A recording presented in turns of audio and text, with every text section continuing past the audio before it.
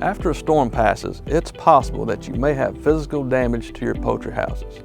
The first order of business, though, is to be careful as you visually inspect the houses to make sure they are structurally sound.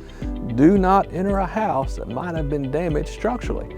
Don't risk your safety on behalf of the birds.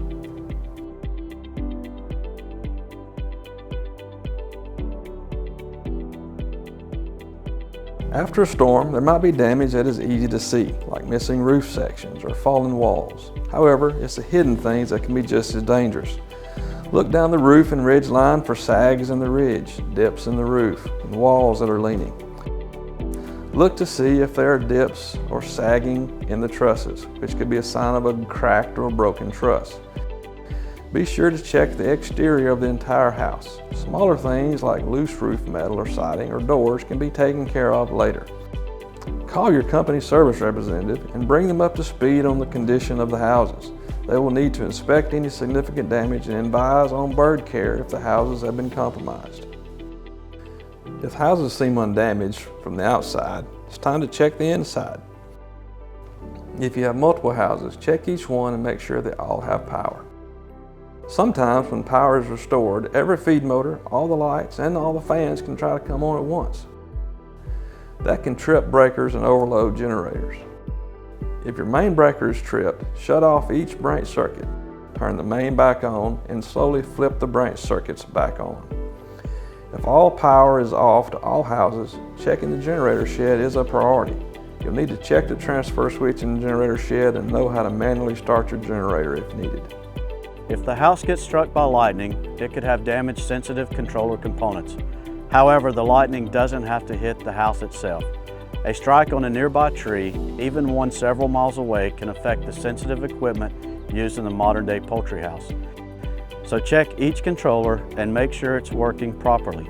If it's not, make sure your backup is working.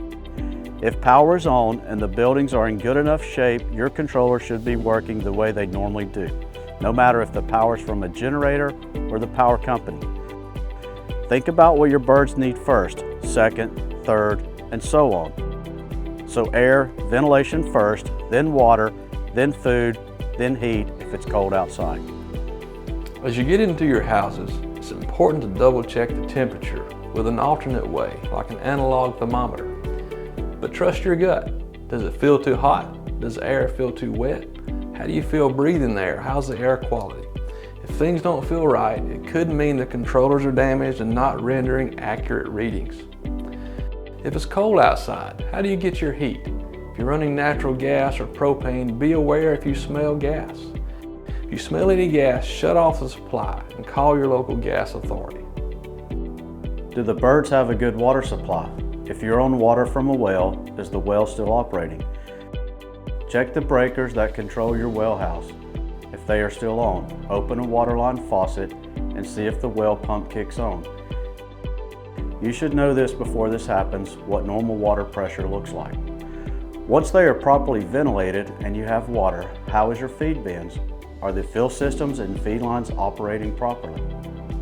Once the houses have been checked and the birds are comfortable with adequate feed and water, it's time to start thinking about the minor repairs that may be needed. Make sure to contact service personnel to make the equipment repairs needed for long-term recovery.